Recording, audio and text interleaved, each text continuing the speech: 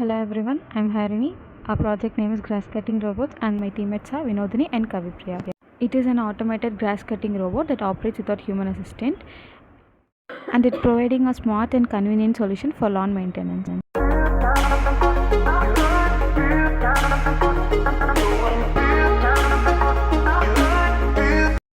Let us see the working of this project.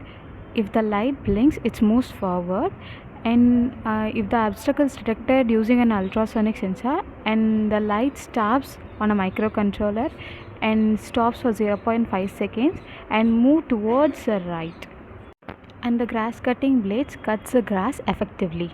The components used in the project are Raspberry Pi Pico, ultrasonic sensor, grass cutting blades, DC motor, L298 motor driver, boom motor, lithium battery, boom wheels and jumper wire.